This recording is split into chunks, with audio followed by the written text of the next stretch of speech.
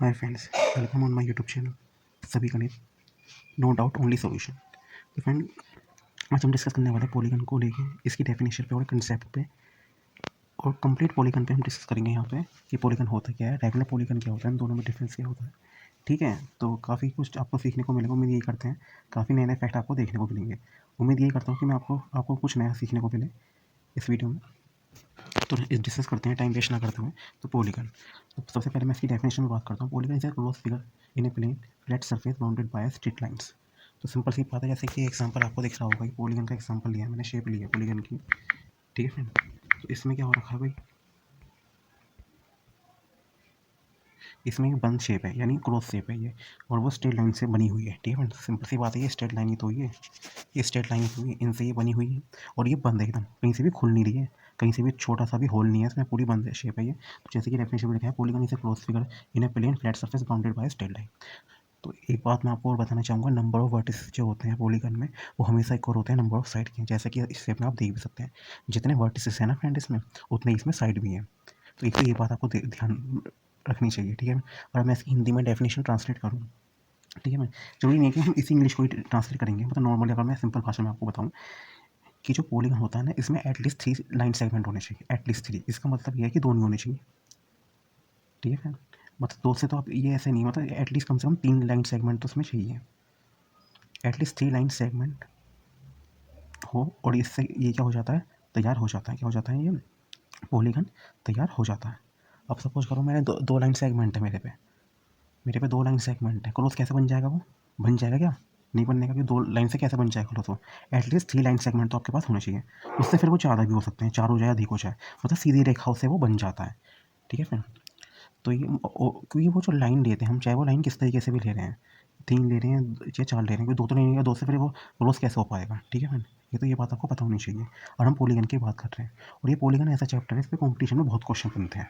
ठीक है, आप चाहे एसएससी की बात करें, कहीं पे भी बहुभुज के क्वेश्चन देखे हों, आपको मिल ही जाएंगे, चाहे रेलवे, आरआरबी, एनटीपीसी हो, मतलब कहीं ना कहीं ये, और टीचिंग के एग्जाम भी हो, कॉम्पिटेटिव मैथ्स के, वहाँ पे भी इसके क्वेश्चन जरूर बनते हैं। ठीक है, तो इसीलिए मैंने इस टॉपिक को लाया हूँ कि पॉलीगन वास्तव में होता क्या है। तो उम्मीद करता हूँ आपको डेफिनेशन समझ में आ रही होगी। इंग्लिश की डेफिनेशन आपके सामने लिखी है, और तब भी कंसेप्ट की अगर मैं बात करूँ तो सिंपल सी डेफिनेशन अगर मैं आपको बताऊँ, एटलीस्ट आपके पास 3 लाइन सेगमेंट अगर हो जाए तो आप ना एक पॉलीगन तैयार कर लेंगे। ठीक है, वो क्योंकि वो लाइन सेगमेंटों से ही तैयार होती है। अब आपके मन में क्वेश्चन अराइज हो सकता है, अब वो क्वेश्चन ये अराइज हो सकता है, क्या सर, जो हम त्रिभुज बनाते हैं कॉपी में, जो हम त्रिभुज बनाते हैं, जैसे मैं यहीं बनाया,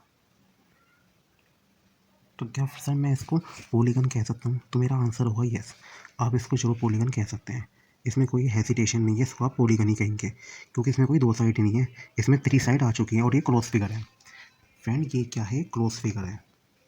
तो आप ऐसा ना समझे कि ये पॉलीगन नहीं है। हाल ठीक है फ्रेंड, तो ये क्लोज फिगर है, तो ये भी पॉलीगन ही है, ट्राइंगल। अब यहाँ पे हम टाइप्स ऑफ ट्राइंगल की बात नहीं करेंगे, यहाँ पे हम केवल पॉलीगन की बात करेंगे। ठीक है, और ट्राइंगल तो बहुत सारे होते हैं, इसोसेलेस भी होता है, इक्विलेटरल भी होता है, राइट एंगल भी होता है, ऑब्ट्यूज एंगल।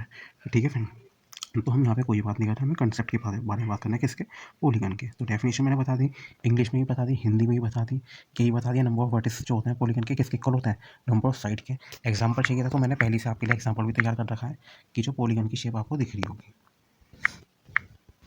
तो एक बात मैं आपको चलो और बताऊँ, कुछ पॉलीगन के नाम भी मैं आपको बता देता हूँ।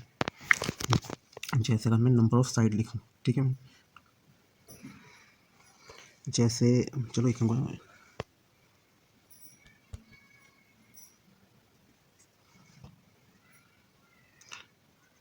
चलो यहाँ पे लिख लेते हैं वर्टिसेस, और यहाँ पे लिखते हैं नेम। ठीक है, ठीक है, तो आप समझ जाएंगे कि मैं किसकी बात करता हूँ। मान लो साइड 3 होगा, ये 3 साइड है, 3 वर्टिसेस है, ये 3 साइड है, 3 वर्टिसेस है, 4 है, 5 है, 6 है, 7 है, 3 4 5, 2 तो स्टार्ट करते नहीं है, तो फ्रेंड ये क्या हो जाएगा, ट्राइंगल हो जाएगा। ठीक है, 4 हो गया, ये क्वाड्रेटल हो जाएगा, क्वाड्रेटल कुछ इस तरीके से ही होता है, क्वाड्रेटल। ठीक है, थोड़ा सा टेढ़ा। ठीक है, हालांकि क्वाड्रेटल के भी बहुत सारे टाइप्स होते हैं, जैसे स्क्वायर ले लो, वो तो एकदम इक्वल होता है। तो यहाँ पे बस मैंने समझाने के लिए शेप बना रखी है, क्योंकि इंग्लिश में नाम लोगों पर टाइम लगेगा। ठीक है, क्वाड्रेटल की स्पेलिंग तो आपको पता लॉन्ग रहती है। अब मान लो 5 आ रहे हैं, तो 5 वर्टिसेस होंगे इसमें, ये मैंने पहले ही बता दी, नंबर ऑफ वर्टिसेस जो पॉलीगन के होते हैं वो साइड के इक्वल होते हैं। इसको मैंने कितनी बार दोहरा दिया है, रिपीट कर दिया, ठीक है। 5 क्या होगा, पेंटागन होगा, ठीक है। इसे मैंने इंग्लिश में लिख दिया क्योंकि इसकी शेप फिर काफ़ी लॉन्ग हो जाएगी, स्पेस नहीं है इतना, ठीक है फिर। अब 6 की बात करें, 7 की बात करें, तो 6 वाला क्या होता है, हेक्सागोन होता है, हेक्सागोन, ठीक है। हेक्सागोन की मैंने स्पेलिंग ली थी, हेप्टागोन होता है 7 वाला, हेप्टा, HEPTA और GON लगा दो, ठीक है। अब नेक्स्ट पेज से मैं और नाम भी देता हूँ। 7 तक हो गया था, फिर 8, फिर 9, फिर 10, वो भी 8, फिर 9, फिर ये 10। 8 वाला क्या होगा, 8 वाला होता है ऑक्टागन। ये भी वैसे ना आपको नॉलेज के लिए बता रहा हूँ मैं आपको कि ऑक्टागन आपको पता होना चाहिए। 9 9 क्या होता है, नोनागन, एनो नो ना, ये हो जाएगा गोन, नो ना ऐसी कुछ, ठीक है। 10 होगा डेका, डेकागोन। तो ये हो गया। तो उम्मीद करता हूँ कि आपको पॉलीगन समझ में आ गया होगा अच्छी तरह, ठीक है फ्रेंड। उम्मीद मैं यही करता हूँ। तो जब आपको ये समझ में आ गया फ्रेंड, तो मैं बढ़ता हूँ किसकी तरफ, रेगुलर पॉलीगन की तरफ। किसकी तरफ, रेगुलर पॉलीगन की तरफ। A regular polygon has side that are all the same length and angle that are same measure. मतलब कहने का मतलब जो क्या है कि जो रेगुलर पॉलीगन होता है, side that are all the same length, जिनकी लेंथ सेम होनी चाहिए। मतलब जो साइड होगी ना वो इक्वल होनी चाहिए। थोड़ी भी 19-20 हो गया उन साइडों में तो फिर वो रेगुलर पॉलीगन नहीं कह सकते आप। ये कंडीशन सबसे नंबर 1 कंडीशन है ये। और सेकंड कंडीशन क्या है कि सेम मेजर, एंगल जो होंगे ना सेम मेजर में होंगे, ठीक है। सीधी सीधी भाषा में कहूँगा अगर मैं, एक बहुभुज जिसे रेगुलर पोली, ठीक है फ्रेंड, और आप नॉर्मली देखें, ठीक है, तो एक जो समबहुभुज होता है ना फ्रेंड, जिसकी भुजाएं जो होती है फ्रेंड इक्वल होती है। एक बहुभुज आप ऐसा ले लीजिए जिसकी भुजाएं क्या हो फ्रेंड, इक्वल हो, ठीक है, वो समबहुभुज कहलाता है। रेगुलर पॉलीगन मतलब समबहुभुज। पहला तो पॉलीगन था बहुभुज, अब जो रेगुलर पॉलीगन है समबहुभुज वो है ना, वो क्या होता है, इसमें एंगल भी इक्वल होते हैं, साइड तो इक्वल होंगे, एंगल भी क्या होते हैं, इक्वल होते हैं, ठीक है मैम। अब जैसे ये शेप ही देख लीजिए आप इस शेप को देख लीजिए, ठीक है मैम। तो ये रेगुलर पहलू, रेगुलर रेगुलर पॉलीगन तो आता ही है। तो ये ना रेगुलर पॉलीगन का एग्जांपल है जो मैंने शेप आपके लिए बना रखी है। आप इसमें देख सकते हैं साइड तो इसमें बराबर है ही। तो ये देखो, ये मैंने शेप बना रखी है, ये आप इनको मेजर तो करोगे नहीं स्केल से, तो ठीक है, बस समझने के लिए आप समझ सकते हो। तो मतलब इक्वल साइड है ये, और जो इसके एंगल है ना इक्वल है, ठीक है फिर, क्योंकि वास्तव में कंडीशन तो यही है। समबहुभुज कोई तो होता है जिसकी साइड मतलब लेंथ जो होती है साइड सेम लेंथ होनी चाहिए, ठीक है। The regular polygon has side that are all the same length, ठीक है, समान लंबाई की, and angle that are same measure, angle भी सेम मेजर होनी चाहिए। तो वो सिंपल सी बात है, रेगुलर पॉलीगन होता है, ठीक है। तो उम्मीद करता हूँ कि ये भी आप समझ गए होंगे फ्रेंड, ठीक है। तो जब आप रेगुलर पॉलीगन समझ गए हैं, पॉलीगन समझ गए हैं, ठीक है, तो इसके बारे में तो आपको अच्छी तरह डिटेल में नॉलेज मिली गई होगी, ठीक है। तो इस वीडियो में मैंने आपको क्या क्या बताया, इसमें मैंने आपको बताया कि पॉलीगन क्या होता है, पॉलीगन की शेप कैसी होती है देखने में, इसकी डेफिनेशन क्या है, इसका कंसेप्ट क्या है। इसके बाद मैंने कुछ 10 तक नाम भी बताया आपको कि क्या होते हैं ये, इनके नाम क्या होते हैं पॉलीगन के, ठीक है, और कहाँ से स्टार्ट होते हैं ये बिल्कुल डिटेल में बताया। फिर इसके बाद मैंने कुछ रेगुलर पॉलीगन के एग्जांपल दिए। अब आप सोच सकते हैं कि तो आपने बताया कि आप मैंने पॉलीगन के तो बहुत सारे नाम दे दिए, हालांकि ठीक है, पॉलीगन के तो मैंने बहुत सारे नाम दिए थे। रेगुलर पॉलीगन के भी अगर मैं एक नाम बताऊँ वैसे, ठीक है, रेगुलर पॉलीगन के तो क्या होगा, तो सिंपल सी बात है, हम आपने देखा होगा मैथ पढ़ते हैं, हम जब मैथ पढ़ते हैं तो हम एक शेप बनाते हैं ये वाली, ठीक है फ्रेंड, बनाते हैं नहीं बनाते, 100% बनाते हैं, इसे स्क्वायर पढ़ते हैं। अगर मैं इस शेप की बात करूं तो इसकी ऑल साइड इक्वल है, इसकी ऑल साइड्स आर इक्वल है। तो जब ये ऑल साइड इक्वल है, क्योंकि ये लाइन सेगमेंटों से तो बना है, मैंने स्टार्टिंग में बताया था कि 3 लाइन, 3 कम एटलीस्ट 3 तो होनी चाहिए लाइन सेगमेंट, उसके बाद कितनी बढ़ जाए, 4 बढ़ जाए, 5 बढ़ जाए, तो यहाँ पे 4 तो हो ही रहे हैं, और वो इक्वल भी हैं, कंडीशन ये इक्वल भी है। तो फ्रेंड ये एक रेगुलर पॉलीगन है, फ्रेंड ये एक रेगुलर पॉलीगन है। क्यों है रेगुलर पॉलीगन, क्योंकि इसकी जो शेप है ना इसमें साइड इक्वल है, और आप तो जानते हैं स्क्वायर में एंगल भी 90 डिग्री के होते हैं, इक्वली तो होते हैं चारों, चारों एंगल इक्वली तो होते हैं स्क्वायर में। तो ये क्यों नहीं बन सकती रेगुलर पॉलीगन, 100% रेगुलर पॉलीगन है। क्या है, रेगुलर पॉलीगन है, समबहुभुज है, ठीक है। तो पॉलीगन मैंने समझाया, पॉलीगन के कुछ एग्जांपल भी आपको दिए थे। रेगुलर पॉलीगन का मैंने वेरीफाई करके ही बता दिया कि ये किस बार रेगुलर पॉलीगन कैसे है। ठीक है, उम्मीद करता हूँ ये भी आप समझ गए होंगे कि रेगुलर पॉलीगन ये किस तरीके से हुआ, कि समबाहुभुज किस तरीके से हुआ। तो ये समबाहुभुज हो गया। ठीक है, अब रेगुलर पॉलीगन के भी मैंने कुछ नाम वाम तो दिखाऊंगा नहीं आपको। ठीक है, मैं तो मान लो 7 साइड लेनी है, सपोज करो आपको। ठीक है, जैसे मान लो मुझे एक शेप बनानी है, चलो मैं ट्राई करता हूँ कि शेप बनाता हूँ। चलो ठीक है,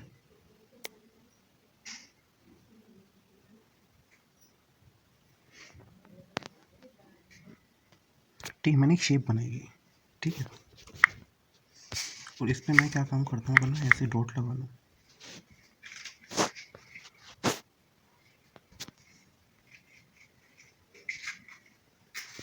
और मैंने इस पर ऐसे डॉट लगाया है। ठीक है, और बीच में एक सेंटर भी दे दिया, और यहाँ से मैंने कुछ लाइनें ड्रॉ कर ली।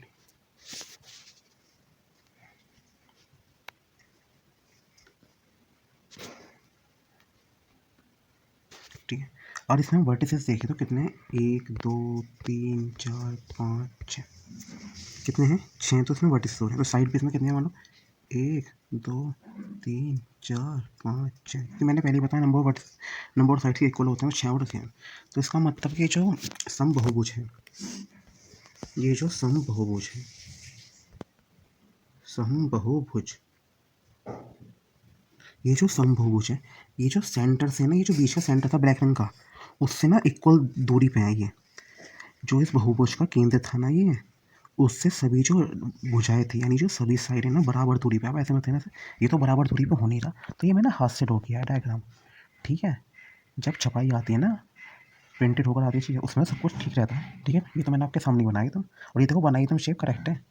ठीक है, तो मतलब समझाना, आप इस चीज़ पे फोकस करो कि मैं क्या समझाना चाह रहा हूँ आपको। ठीक है, तो सम बहुभुज चाहिए, तो इसका मतलब ये है कि जो सेंटर से ना सारी साइडें इक्वल हैं। तो इसका मतलब इससे आपको क्या सीखने को मिलता है, ये जो समबाहुभुज है ना, इस समबाहुभुज में 6 समबाहु त्रिभुज हैं। इस जो ये समबाहुभुज है ना, इस समबाहु में 6 समबाहु त्रिभुज हैं। ठीक है, क्योंकि इक्वल, इसमें लाइन तो इक्वल होती है रेगुलर पॉलीगन में, भुजा तो सारी इक्वल है। कोई सी भुजा ले लो, कोई सा भी ले लो, आप क्या कहते हैं, ये जो ट्रायंगल लो, आप कोई सा भी ट्रायंगल ले लो, वन में ऐसे भी ले लो ना वो ट्रायंगल, तो इसमें इक्वल साइड ही तो है, लाइन सेगमेंट तो सारे इक्वल होते हैं, सेम लेंथ पे होते हैं। तो 6 समबाहु त्रिभुज बन गए इसमें। ठीक है, तो आपको क्या सीखना बोला कि समबाहुभुज में, और मैंने एक शेप ली। ठीक है फ्रेंड, जिसमें 6 भुजाएं हैं, जो ये मतलब है तो ये हेक्सागोन ही, 6 भुजाएं वाला हेक्सागोन ही तो कहते हैं उसे। तो इसमें 6 समबाहु त्रिभुज बनते हैं, इसमें 6 समबाहु त्रिभुज बनते हैं सम हेक्सागोन में। ठीक है फ्रेंड, और इक्वल दूरी पे, सेंटर से इक्वल दूरी पे, तो 6 समबाहु त्रिभुज बन गए, वो बना के दिखा भी दिए मैंने आपको। अब आते हैं सवाल, तो सर इसका एरिया क्या होगा, क्योंकि समबाहु त्रिभुज का तो एरिया होता है, तो फिर हेक्सागन का एरिया क्या होगा। अगर मैं आपसे बात करूँ समबाहु त्रिभुज का एरिया, समबाहु त्रिभुज का क्षेत्रफल क्या होता है, तो आप कहेंगे सर ये होता है, हमने बचपन से पढ़ रखा है, ये होता है। मैं कहूँगा आपने सही पढ़ा है, तो यही होता है A²। तो मैं कहूँगा, तो फिर रेगुलर पॉलीगन यानी area of regular, area of hexagon, क्योंकि हेक्सागन जो हेक्सागन हुआ तो रेगुलर पॉलीगन ही, क्योंकि 6 साइड उसमें। ठीक है, वो भी इक्वल उसमें, तो एरिया ऑफ हेक्सागन का क्या हो जाएगा, उसमें क्या है भाई, 6 समबाहु त्रिभुज बन रहे हैं, 6 की मल्टीप्लाई होगी और क्या है, तो 6√3/4 A²। तो ये हो गया एरिया ऑफ हेक्सागन, ये हो गया एरिया ऑफ हेक्सागन। ठीक है, तो 6 से मल्टीप्लाई कर दो, इसका एरिया का फॉर्मूला बन गया। तो ये चीज़ें अब तक मैं आपको इस वीडियो में बता चुका हूँ, तो काफ़ी मुझे लगता है इनफ है ये। ठीक है, पॉलीगन मैंने बताया, पॉलीगन के नाम भी लिखवाया, बिल्कुल डिटेल में डेफिनेशन बताई मैंने। ठीक है, उसके पास मैंने क्या डिस्कस किया, ये रेगुलर पॉलीगन भी डिस्कस किया। इसकी मैंने, वैसे तो मैंने शेप का एग्जांपल ले लिया था यहाँ पर, लेकिन इसके अलावा भी मैंने एकदम एक एग्जांपल वेरीफाई करके आपको दिखाया, जिससे आपको कंसेप्ट क्लियर हो जाए। ठीक है, मैं आपसे ये भी कहना चाहूँगा कि कंसेप्ट की एक प्ले लिस्ट है, उसमें मैंने कुछ चुनिंदा वीडियो बना रखे हैं, कुछ चुनिंदा वीडियो, स्पेशल वीडियो, जिसमें मैंने कंसेप्ट पे ही बनाई है वो वीडियो, और ठीक ठाक है वीडियो, आप चाहे देख सकते हैं कि आपको कुछ ना कुछ तो सीखने को जरूर मिलेगा उसमें, आप उन्हें भी चेक कर लें। ठीक है, तो ये समबाहु त्रिभुज का मैंने आपको एरिया भी बता ही दिया। ठीक है फ्रेंड, तो उम्मीद करता हूँ कि वीडियो में आपको काफ़ी कुछ सीखने को मिलेगा। ठीक है फ्रेंड। चलो एक चीज़ मुझे और याद आ गई, वैसे तो मैं यहीं पे फिनिश करने वाला था, लेकिन तब भी मैं नॉलेज के लिए आपको एक चीज़ और बता देता हूँ। जैसे एक टर्म ये भी होती है, जैसे एक होता है इक्विलेटरल प्रॉब्लम, एक होता है इक्विलेटरल पॉलीगन भी होता है। ठीक है, हालांकि कुछ स्पेशल नहीं है, लेकिन तब भी नॉलेज के लिए मैं आपको, जब मैंने वीडियो बनाई रहा हूँ तो ये भी मैं आपको बताता हूँ। इक्विलेटरल पॉलीगन, इक्विलेटरल पॉलीगन क्या होगा फ्रेंड, इसमें कॉन्ग्रुएंट साइड होती है। मान लो एक पॉलीगन है, ठीक है, पॉलीगन तो बहुत सारे होते हैं, कोई पॉलीगन लिया, ठीक है फ्रेंड, क्या लिया मैंने, कोई पॉलीगन लिया, having congruent, having congruent side, क्या है कॉन्ग्रुएंट साइड। ठीक है फ्रेंड, छोटी छोटी डेफिनेशन लिखवाता हूँ मैं। ठीक है फ्रेंड, क्या करा, पॉलीगन है हैविंग कॉन्ग्रुएंट साइड, तो वो क्या हो जाएगा, वो इक्विलेटरल पॉलीगन हो जाएगा। कौन सा हो जाएगा, इक्विलेटरल पॉलीगन, ये जो मैंने बड़ा सा नाम लिखा है ना। अब इसका एग्जाम्पल की अगर मैं बात करूँ तो एग्जाम्पल बहुत है, आप स्क्वायर कोई ले लीजिए, ठीक है, क्योंकि उसमें चारों साइड इक्वल होती है। एक अगर मान लो बार बार स्क्वायर अच्छा नहीं लग रहा तो रोम्बस ले लीजिए, रोम्बस में भी, ठीक है, रोम्बस में भी एक रोम्बस, हर रोम्बस में भी हो जाएगा। ठीक है, कॉन्ग्रुएंट साइड्स, ठीक है, हाँ हो जाएगा। ठीक है, तो ये क्या हो जाएगा, इक्विलेटरल पॉलीगन हो जाएगा। तो इसके इसके एक तो इक्विलेटरल पॉलीगन भी मैंने आपको बता ही दिया, और क्या है, और क्या होता है, एक, हाँ एक ये भी होता है, उसके इक्यू होता है, इक्यू एंगुलर होता है, यस, इक्यू एंगुलर, एक इक्यू एंगुलर पॉलीगन भी होता है। ठीक है, सब कुछ सीख लो। ठीक है, कुछ कोई चीज़ ना रह जाएगा, कोई भी अगर कोई चीज़ रह गई डिस्कस करने तो आप कमेंट लिख देना, मैं कोशिश करूँगा कि उस प्रॉब्लम को दूर करने की, अगर कोई चीज़ रह जाती है। वैसे तो मैंने काफ़ी कुछ किताब बता दी है, लेकिन तब भी देखो फॉर्मूला तो लिखवाने नहीं आया, तो फॉर्मूले बहुत सारे बैठ जाएंगे, पॉलीगन बहुत सारी शेप होती है। ठीक है, मेन है कंसेप्ट। ठीक है, हाँ, और लेकिन जो क्वेश्चन के जो आते हैं कि मान लो अंत कोण इतना दे रखा है, एक्सटर्नल एंगल निकालो, तो मतलब वो तो क्वेश्चन के सिंपल फॉर्मूले होते हैं। ठीक है, तो एक मैंने एरिया उस बताया था हिस्सों का, वो मैंने वेरीफाई करके बताया था। ठीक है, वो मुझे कंसेप्ट बताना था, इसलिए मैंने आपको फॉर्मूला लिखा था, नहीं तो फॉर्मूले बहुत सारे होते हैं। ठीक है, मैं तो फॉर्मूले पे डिस्कस ना करते हुए कंसेप्ट जरूरी है, ठीक, सीखना आना चाहिए। ठीक है, फॉर्मूला तो आपको मिल ही जाएंगे। तो इक्विलेटरल पॉलीगन क्या होता है, इसमें क्या होगा, अगर कोई पॉलीगन है, कोई हमने पॉलीगन लिया हैविंग, तो हमने पॉलीगन लिया हैविंग, उसमें क्या होना चाहिए, कॉन्ग्रुएंट, कॉन्ग्रुएंट, कॉन्ग्रुएंट उसमें हो क्या, एंगल्स हो, उसमें क्या हो, कॉन्ग्रुएंट एंगल्स हो, तो वो क्या हो जाएगा, इक्विएंगुलर पॉलीगन हो जाएगा। अब फॉर एग्जांपल मुझे अगर मुझे एग्जांपल चाहिए, तो मैं एग्जांपल क्यों लूँगा, एग्जांपल में लूँगा रेक्टेंगल। ठीक है, इसमें आपको इक्विएंगुलर पॉलीगन मिली, वो एंगल मिल जाते हैं, कॉन्ग्रुएंट एंगल होते हैं रेक्टेंगल में, सबको पता है 90 डिग्री का होता है एंगल उसमें, तो इसमें आपको कॉन्ग्रुएंट एंगल्स मिल ही जाएंगे। ठीक है, तो इसका एग्जांपल क्या होता है, रेक्टेंगल होता है। ठीक है, तो हालांकि मैंने स्टार्टिंग में काफ़ी मेन बातें बता दी, लेकिन तब भी एक टर्म थी, इक्विएंगुलर पॉलीगन क्या होता है, इक्विलेटरल पॉलीगन क्या होता है, तो मैंने चलते चलते ये भी आपको बता दिया। तो फ्रेंड, वीडियो कैसी लगी आप जरूर बताएं। ठीक है, उम्मीद करता हूँ आपकी जिस भी आप कॉम्पिटिशन की तैयारी कर रहे होंगे, वो आपकी तैयारी अच्छी चल रही होगी। ठीक है भाई, मेरा वीडियो देखने के लिए आपका बहुत बहुत शुक्रिया।